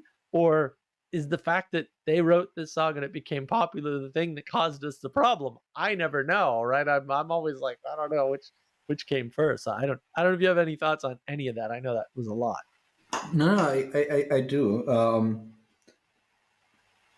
Maybe on the last thing that you said first. So, I mean, I don't claim to know which way it is, but I think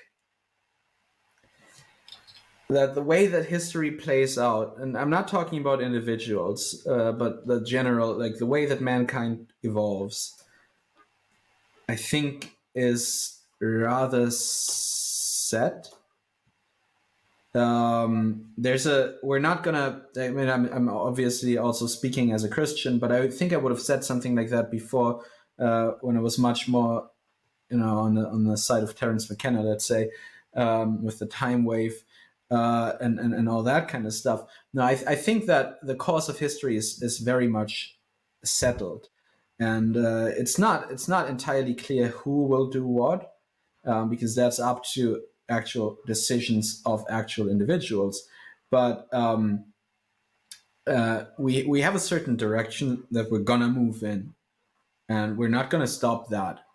And and uh, and I think that artists, be it as shallow as you might conceive their art to be, which I often do, but I think that artists just in general have a connection to that realm where these things kind of exist, and we can and you can kind of tap into what it is. And so we have people moving towards vulgarity and obscenity, and then we have artists who make art who accelerate that massively, like I forget the name, with that female rapper chick, Nicki Minaj, for example. Oh yeah. something like Whoa. something like that. I'm not a fan of her music, and then, just because I don't like that kind of music. But then also the kind of themes that you have in there, and then also like similar stuff.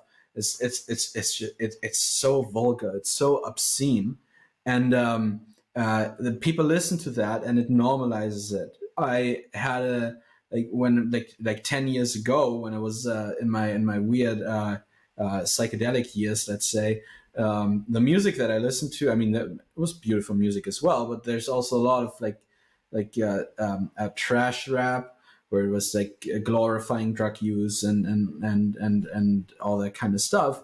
And these things I didn't think so, but at that time. But looking back, these things definitely normalized it, and also allowed me morally, let's say, to move further into that kind of realm. And so we definitely have both of it. And I think where culture, or let's say where the artist moves the culture in that direction, I think that happens on the level of the individual who listens to it. And the level on which, let's say, the set course of history pushes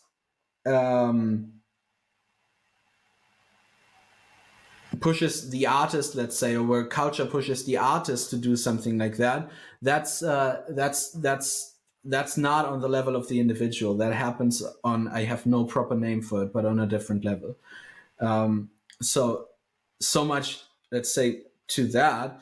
And then the other thing that you brought up a little earlier, about the way that you have to be careful what kind of art you consume, or what kind of music you consume, let's say. So where I come from musically, it's, I mean, except for the one example that I just gave you, is much of like the hardcore stuff, the punk rock stuff, the grunge stuff, all that kind of stuff. And I mentioned the positive thing that it can do, which is allow you to actually express certain emotions that otherwise would probably be suppressed because they're unpleasant for you yourself to feel, and then also unpleasant for everyone around you if you act on them. Um, uh, but that gives a certain space and allows things to be seen. Which, like, if you heard Peterson talk about the dragon story, oh, why did it grow so big? I think it was just wanted to be seen, something like that.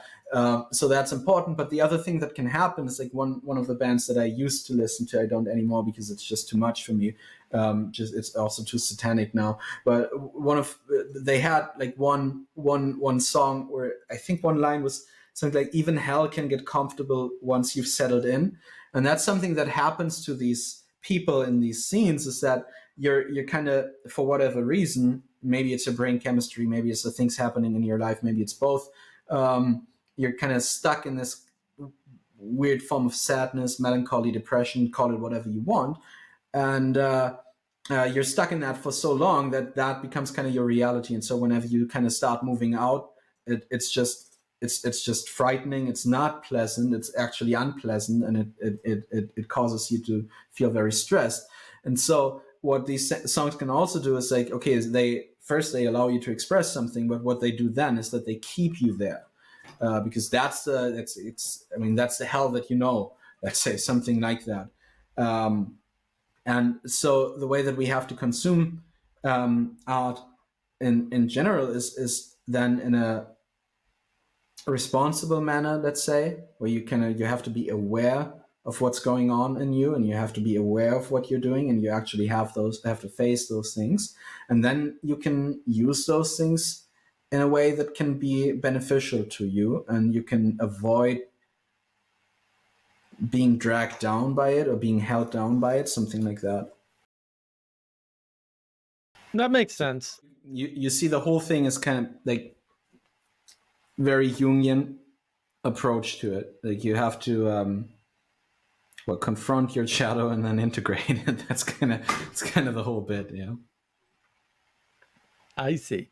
So that sort of segues us into drugs and music, and whether or not there's a link, and what's going on there. And I just want to preface this by saying I listened to Joe Rogan and Peterson talk recently, right? They just did a talk, and Joe Rogan was going off on his usual drugs are good bandwagon, and Peterson did not follow him there, which I thought was good. But I found it fascinating because the example he gave, or one of the examples, was he said, here's Jimi Hendrix. And I was like, that's the example you want to use to support your drug argument? What next? Janis Joplin? Like, I mean, none of these people did well with their drugs.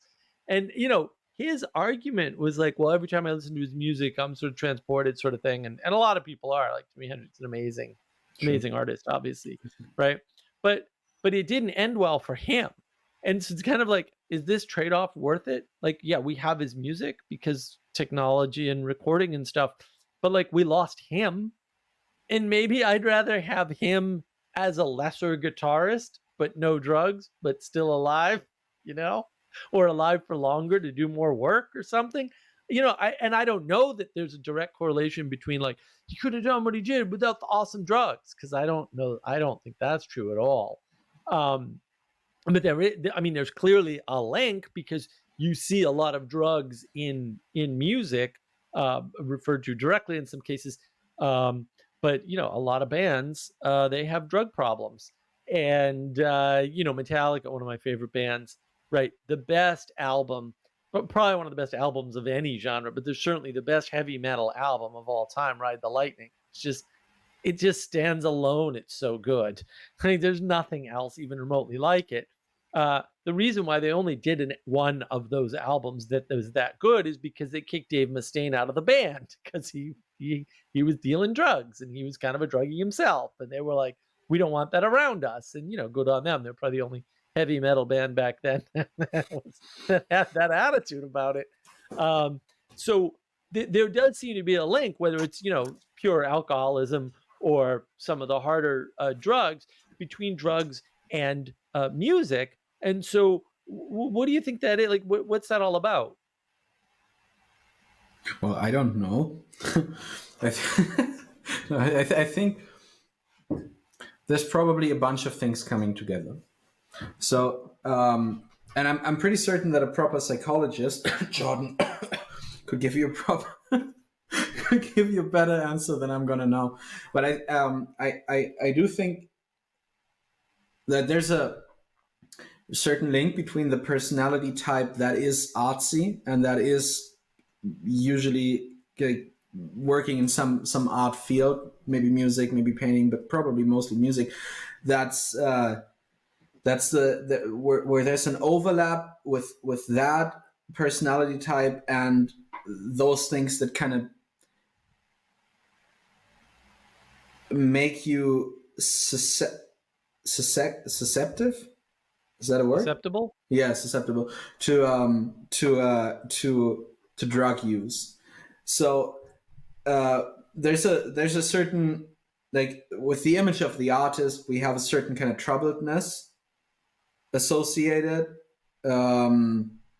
Let's say a certain amount of chaos, certain amount of sadness, dysregulated emotions in general, and a state like that, to someone in a state like that, drugs, whatever it is, be it alcohol, be it cocaine, be it whatever, is whatever your problem is. Let's say these kind of substances are obviously attractive because they not only make you not have to deal with it, because you don't have to.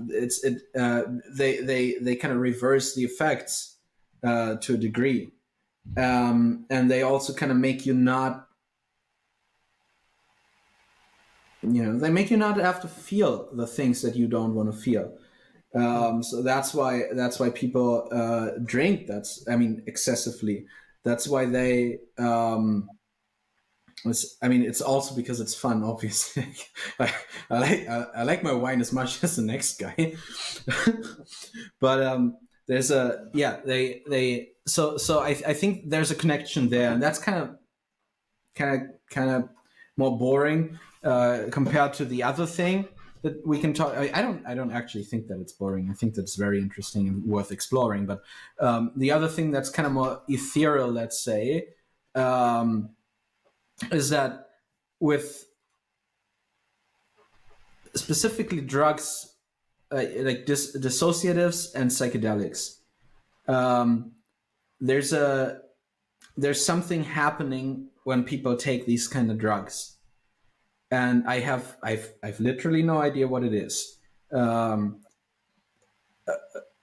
But so some people like to say, you tap into a different realm. Other people would say that you open yourself up to certain forces, be that positive or negative. But you're definitely accessing something. So if we talk about, you mentioned Joe Rogan, so let's talk about DMT for a second, which is like the archetypal DMT experience that people talk about now, and that Terence McKenna talked about so much, is you have the chrysanthemum above you, then you break through it, and then you're in a weird space that's like underground, and you have all these kind of weird, he called them self-dribbling jeweled basketballs, the machine elves coming towards you, and showing you weird stuff and all that, and so you're convinced you actually tapped into a different part of reality that you have no access to otherwise. That's how people perceive it, and they perceive it as absolutely real. It doesn't feel like a hallucination or something like that. Or the way that if like on psychedelic mushrooms, for example, you kind of there's a presence there, and to some people it talks. For some people it's more of a non-verbal language, but there is something happening there, and it kind of is related to creativity. And the one way that it's related to creativity is that it's a similar kind of chaos. So creativity has to be chaotic to some degree, because that's its nature. It's like I would say it's linked to the feminine, and the feminine is an archetypal concept, is much more related to it's not related to order. Let's say it like that. It's not, the feminine is not related to order, but because people get angry if I say the feminine is connected to chaos. It's not related to order. Obviously, order is a masculine principle, and these kind of drugs, they I think facilitate that. They allow those things to take over, and so if you can access a state like that, then obviously if you're skilled enough, you'll be able to harness that to some degree. And so I think there is a connection like that. Like, I've had my fair share of psychedelic experience, let me tell you that. And so I and so I understand where that is coming from. I don't buy into the idea that artists wouldn't have made the art that they or let's say wouldn't have been as good, as great artists as they were, if they hadn't participated in these kind of events, let's call it. I don't think that these things are necessary, but I think that is how they did it. They did access these realms, so they did connect to this part of reality, or whatever you want to call it, you dirty hippie. They did that, and that obviously influenced their art. But then the other thing is that if you listen to, so it's like one of the bands that are so highly associated with psychedelics, it's like Pink Floyd. Pink Floyd they weren't an acid band. Right. I think some of them for a short period of time smoked a respectable amount of pot. But that also stopped very, very, very soon. And like Waters and Gilmour, I'm not sure. I think they did have an experience with like LSD or something, but they didn't pursue that. The only one who did was Sid. And we all know what happened to him. And Right. the great pieces of art that we associate with Pink Floyd nowadays, he wasn't a part of that at all. Right. And so it's Right. kind of And they're about him in some case. yeah, right. If you look at like Wish You Were Here, for example, very much so. But so we have this kind of misconception, and I'm not entirely sure where it comes from, but we have this kind of misconception about these great artists, and they're all into like they're tripping every weekend or something like that. No, that's not happening. And the people who do that, their art isn't as great. It's interesting. There's this one tale of Sid. I think it was like the last recording session or something like that they had together. I'm not entirely sure, but maybe you've heard it. Like, Have You Got It Yet? It's such a great story, because so Sid comes in, the band is there, and he's like, oh, I have this new song I want to show you. And so he shows them the song, and they start playing it.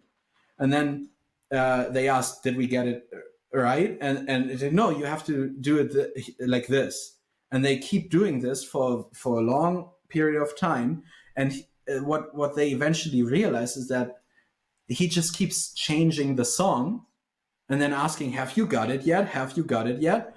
And they could never get it, because obviously it wasn't the same as he came in with. And so that's a piece of art that I would have loved to see, to be honest. There's no recordings of it, sadly.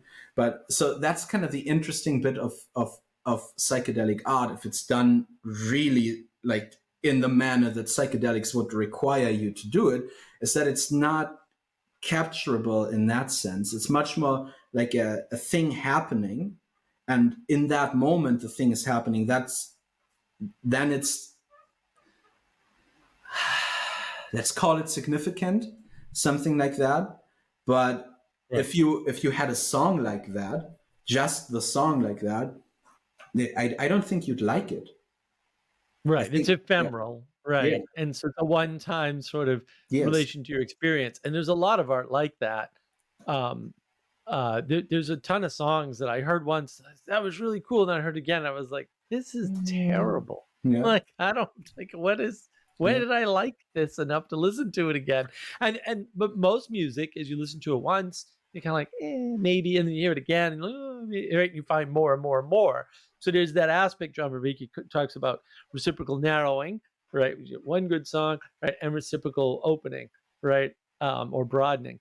Um, and I think, yeah, there's those two aspects to music, and because there are these patterns that you're mimicking at some level, and that goes into Gerard. I had a chat about Gerard with Justin, two parts actually. We're probably gonna do a third, but like there is this mimicry aspect, right? And I think that the drugs interfere with that in some sense, because you know from all of the texts that I've read, they all mention the psychedelic sorts of experiences, or the experiences you can get with chemical intervention, or however you want to frame it, and they all say universally throughout all the cultures, throughout all the time periods, that that's close, but it's not better than getting there on your own without the chemicals.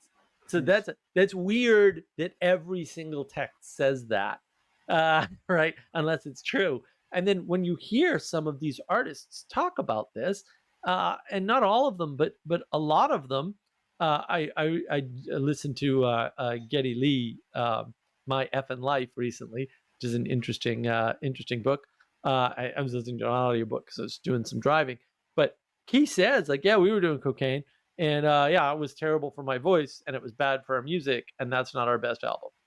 And I was like, yeah, I mean, and I've heard that a lot of artists say that, right? yeah, And a few of them are, we don't know, right? And I'm sure there's a couple out there going, oh no, without LSD, I couldn't have written that song, but I don't believe any of that. no, And I think that the correlation for me is, again, it's a pattern, it's a mimetic pattern, right? You get this seeking within the realm of chaos for the order that could be brought forth, that aligns with, we'll say, the greater order of the universe, right? So that there's a self-similar fractality to reality, to the universe, and you want to capture some of that, but of course you can't capture it within the pattern, right? Because you're stuck in the pattern, in that mimetic pattern. So you go outside of that to kind of add more to it, enhance it, make it a little bit better, maybe, hopefully, right? And so it's that seeking. Well, you can do that seeking with music, right? Or you can do it with drugs, right? And so the fact that the two sort of seem to correlate or whatever in some rough fashion is no surprise. And some of this is pure we'll say modern legend or modern myth. I don't know if you know about this, but apparently Led Zeppelin, when they got done with the show, they would go and sit in the back room, or go back to their hotel rooms and like read. Like, that's what they did. So now the urban myth is that they raucous parties after the shows, and they trash their hotel rooms.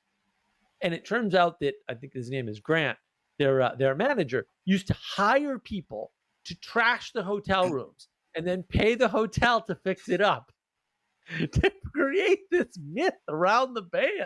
And I was just like, that is so hysterically funny. And so I think people have that idea from incidents like that. And obviously, there's John Lennon and the Beatles and stuff. But what people don't seem to realize is that there's a break in their music. So there was a time when they were just playing music and being musical, right? And then there's a time, and I think Burn Power of the Anadromous points this out, right? There was a time when their music changed, but that seems to be Bob Dylan's fault, which I'm not a fan. And then there's a time when it changed again, and that seems to be them getting into drugs. And we can argue about the merits of the Beatles music. I was never big on the Beatles, ever, not once. So I'm kind of like, whatever, Beatles, who cares? I'm not as blasé about it as Oasis is. What did they ever do? That no. But I also, I'm not a big Beatles fan. I never was. And a lot of the people I know who are like, the Beatles are the band, right? Like they are the one, for me, the band would be Led Zeppelin for sure, right? That's the band. Right. But for a lot of people who think like the Beatles are the band, they're all dirty, smelly, hippie drug addicts, every single one of them. So I don't know. Maybe a small sample, but also, there's something there. But I think the correlation is more about the seeking, seeking these patterns, seeking these experiences, because music gives you an experience you can't get without the music in some sense, at least, from my ear, from my subjective interaction with it. You're being there for the Dirt Poor Robins concert at the Symbolic World Summit, for example. Like you can't even reproduce that. Like, it's not that I hadn't heard those songs, except for the new ones that they played, right? I hadn't heard the songs, but the context was different, right? The addition of having them there, right? Of having met them beforehand, actually in the street randomly before the event, right? And being there, they're in costume. Things are happening. It didn't go exactly smoothly. It's at one point, right? A few little problems in the middle of the concert, right? But like that, I can't reproduce that. I don't want to try either, right? I want to say like, oh, that's great. There's the ephemeral version. On the other hand, I can go back again and listen to it, get some of that sort of flavor back, right? Which I actually haven't done. Which reminds me, I should probably do that. But that's a unique experience, and the reason why they do that is they're seeking to give you that flavor from wherever they get it from, right? To our earlier point, who knows where artists get their crazy stuff from. You don't know where you get this stuff from. Sometimes it just comes out of wherever, right? Wherever. It doesn't come out of the material realm, we'll say. It's more ethereal. But because they're seekers, drugs is another way to do that seeking.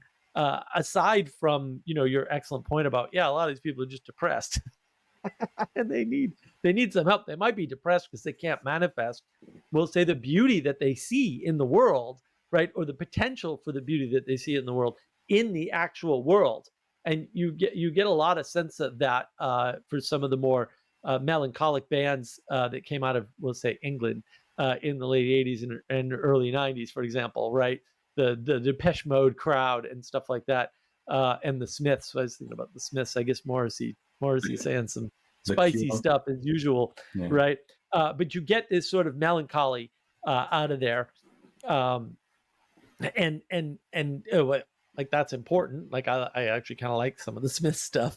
How Soon Is Now is a just fantastic song, very deep. But they're seekers, and they're bringing something back with them on their journey. And drugs is very much a seeking journey type thing, I think, as you outlined. So I don't know what you think of that sort of idea. The way that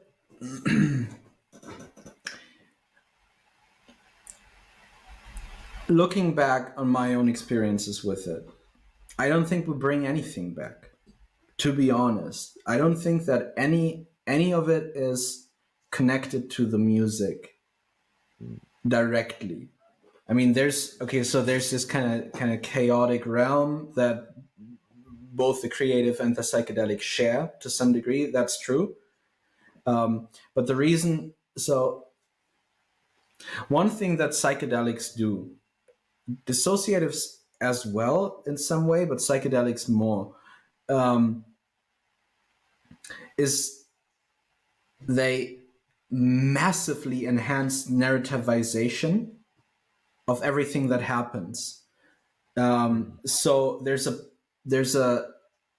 if it's real or not, that's a different question. But there's a plot that you start to see, let's say, where you didn't see one before, and that gives people a massive amount, like a perceived amount of purpose, because they're like, oh yeah, this thing has to happen. And like if you're watching a movie and you see things fall into place, but like heightened, massively heightened.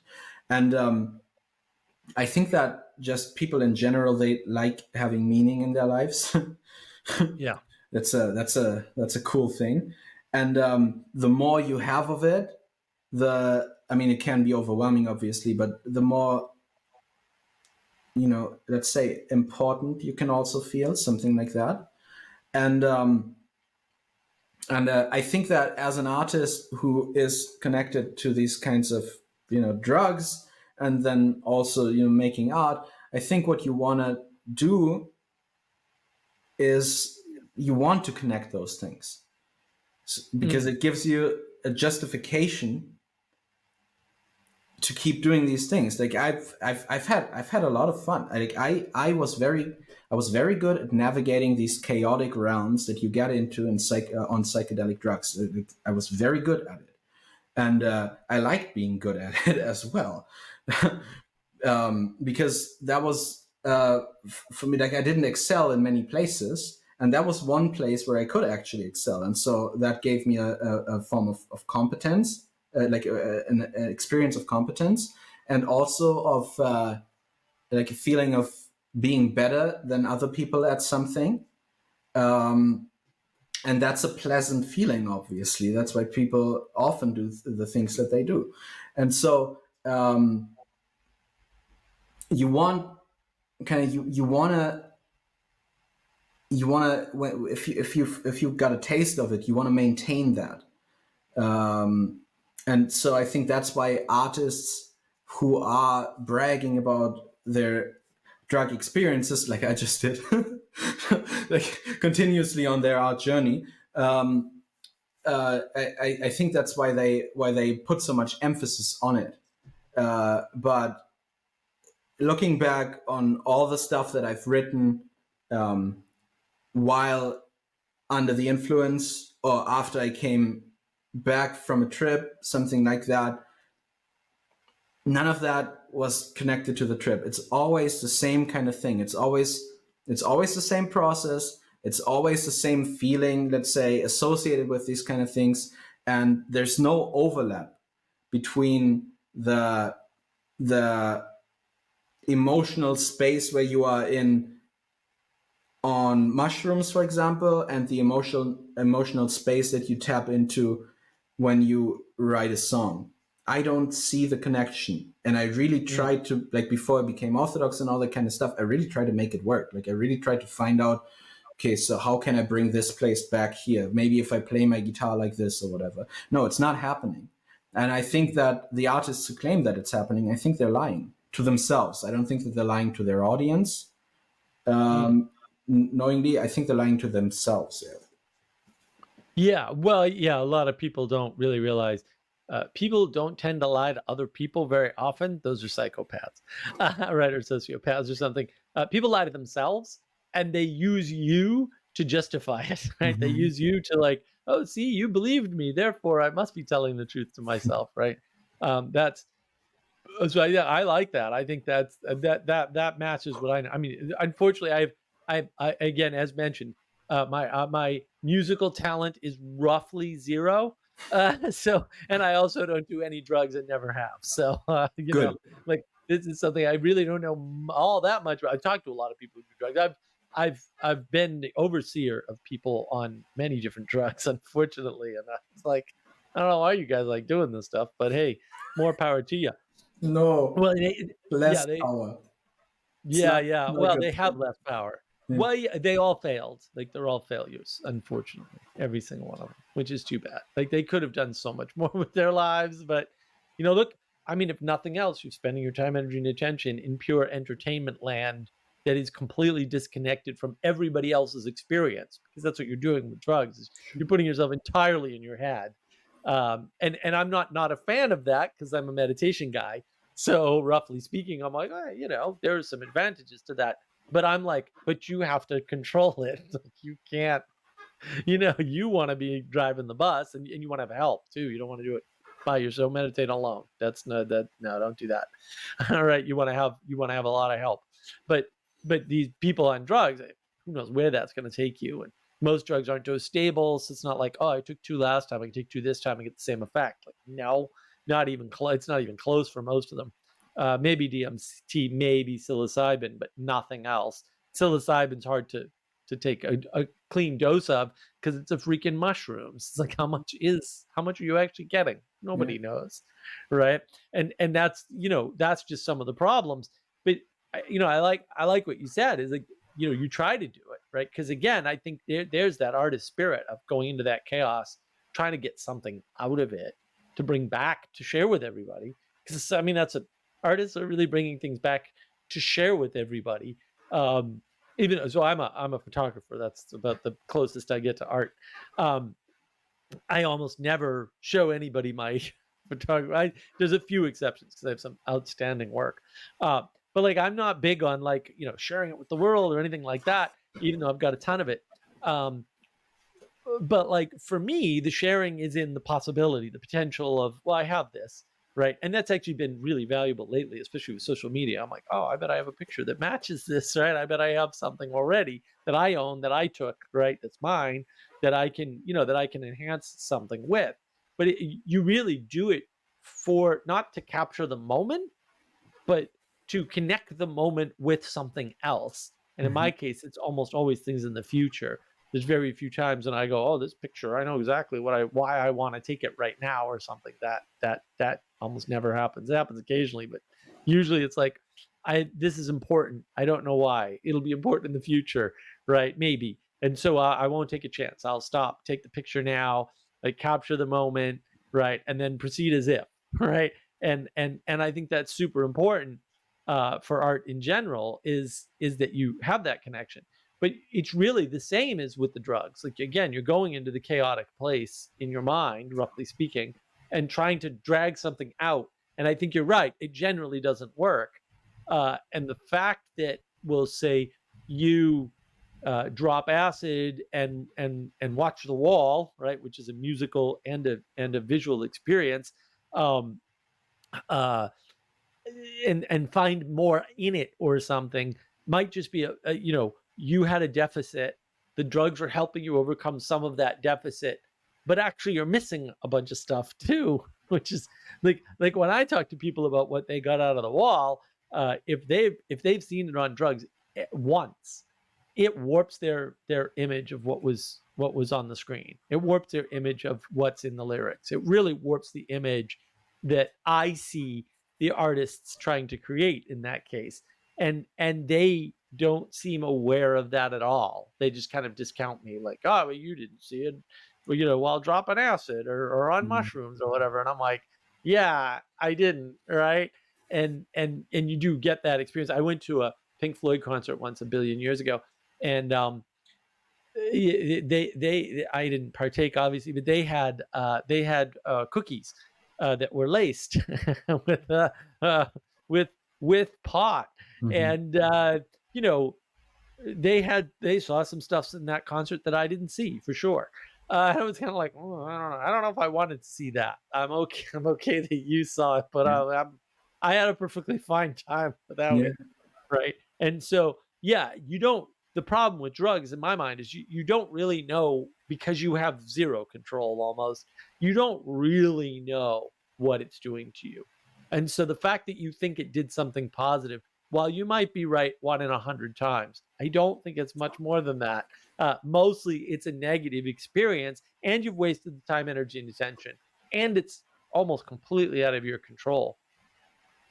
Yeah, it did it did, it did something. That is true. So there is something happening. I don't think that you're seeing more necessarily. Let's say so. There's on a technical level. If I understood it correctly, I think I did. The way that LSD, for example, works is that the in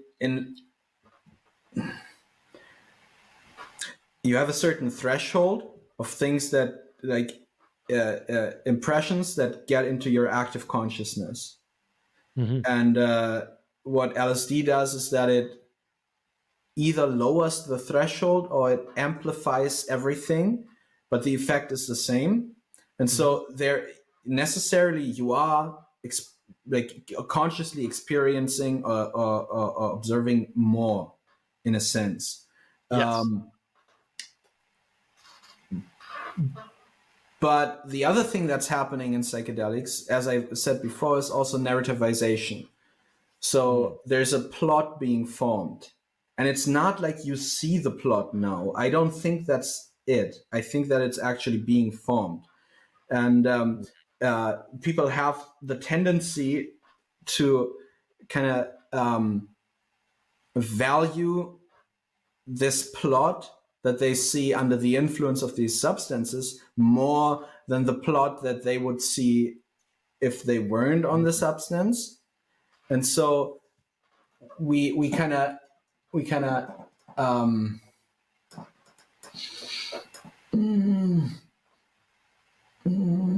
we kind of lose a sense for what we should be focusing on, something like that. Yes. Yeah. Well, you lose your ability to focus on other things. So one of the tricks, and then this is a well-known trick from from my experience, if you have somebody on LSD in particular, because it quote overconnects, whatever, or lowers the threshold, raises the signal, don't know which it is, doesn't really matter, right? The material effect is irrelevant. But if you have somebody on LSD, you can do fun things with them, right? As their handler. So you can take somebody on LSD and say, did you ever think about your tongue? And so what happens is, yeah, they're overconnected or overboosted or whatever, but they're focused on their tongue for like the next hour. So it's not like they're experiencing more of the world. They might be experiencing more of their tongue. Okay. And, in theory, that could lead you to a great song about your tongue. But you know what? There aren't any of that I'm aware of great songs about your tongue. And I know for a fact a lot of people have used that trick on musicians. Right? A lot of people have used that trick. And it doesn't result in music that's richer about the tongue or anything. And I think that would be possible, by the way. And I might be wrong about that because, again, I can't play a tune, so whatever. Right? But you don't see that, which is really weird because that is one effect that they have. So while they may give you a greater sense, it may be by dropping your filter, right, which is dangerous because like most of what our brain does is filter out almost all the information we get, almost all the signal. It's filtered out. So dropping that doesn't necessarily result in something better. It's a very materialistic way of thinking about it. Like, oh, I'm going to overconnect my brain and that's going to make me better at music. It's like, I don't know. The best musicians I know talk about, having basically OCD and overfocus problems. They don't talk about having like seeing too much in the world problems. That's kind of the opposite. That's more on the psychopathy range, and probably not any of them, but most of the ones that I hear stories about, they get obsessed with a chord or something, right? And they refine it over time, and then finally it comes out, and the rest of the band gets in on it, that sort of thing. And a lot of it's more flow based from there. But there's usually a base of some sort of obsession with a sound, right, or a sequence, and it's built from there. And drugs aren't good for that. They're very distracting for that, from what I've seen from babysitting people on all kinds of freaking drugs. Yeah, it's a very exhausting experience. Let's put it like that. There's maybe one more thing about the idea that you have to experience this thing on acid or this thing on mushrooms or whatever. Then is that, as we said before, like people tend to overvalue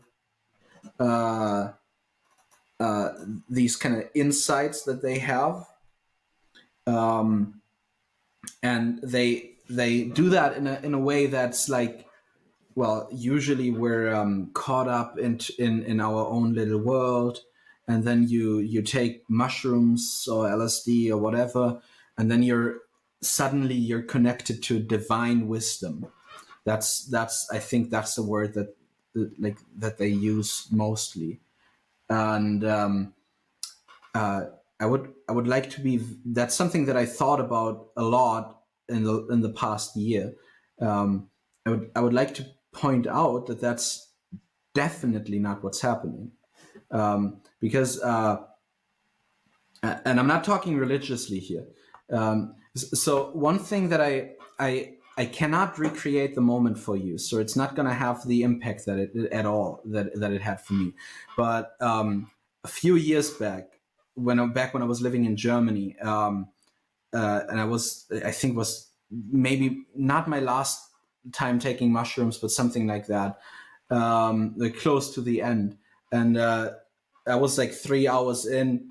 I had half of the, one of the weird, I think that was that one, I'm not entirely sure, but like an experience like where like thousands of perceived personalities were like going through my head, like a filter that you put on like pure consciousness, and I knew some of them, I didn't know. So it was like very weird experiences. And then at some point I would like go downstairs where my kitchen was, and open my fridge, and something happened, like some thought, and I don't know what it was now, but I was very like struck by lightning. And I was like, this is the most personal thing that I've ever experienced. I don't know where it came from. I don't know what caused it. I couldn't tell you now. But the thing that happens with psychedelics, it seems, is that uh,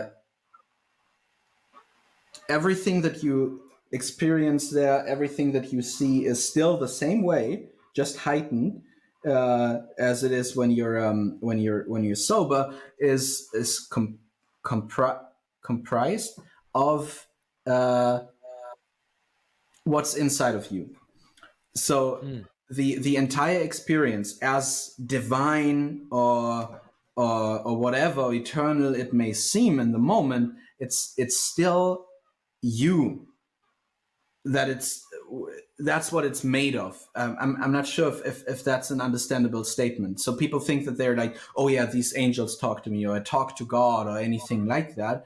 But in actuality, the thing that's happening is still their own subjective view on reality. It's just chaotic, and it's also heightened and narrativized in a way that makes you unable to see that it's still you to some degree. And That's yeah. interesting. Yeah, that's really interesting. That seems to match with the things I've seen watching people. They seem to think they get these great insights. I have a very good friend of mine who's doing, I don't know what, probably mushrooms and LSD, and he came out with this great mathematical concept. He's an absolutely brilliant person, brilliant beyond the imaginings of mere mortals like ourselves. And he said, I've got this great new mathematical system called the 0-1. And I was like, but you just break math if you do that. Like if you combine 0 into 1 into a single symbol that can be whichever one you want whenever you need it, yes, you would fix math. That's actually technically correct, by the way. And that's actually how quantum computers work to some kind of extent, right? So when the quantum computers came out, he was like, see, I told you. Right. Well, yeah. Right. And of course, it turns out that it's not a useful way to think about the world. But at the time, and for years after, he was always the 0-1, and it became a big joke in the group. We'd always tease him about the 0-1. But I think you're right. I think you get more focused internally and trapped internally, and you have no frame of reference to realize you're trapped internally. And then some part of your id or your ego starts narrativizing, right? And now you're further into yourself, and you feel more connected because you feel more of yourself. But feeling more of yourself is not feeling more connected at all. It's actually the opposite, right? And so it is kind of a trick, kind of a pull the wool over your eyes sort of a thing. And I think you're right. I think that's sort of the danger. And I never really thought of it that way. So I really appreciate this. Look, we've been going for 2 hours. Do you want to keep going, or do you want to wrap things up? Is there something else that we didn't cover?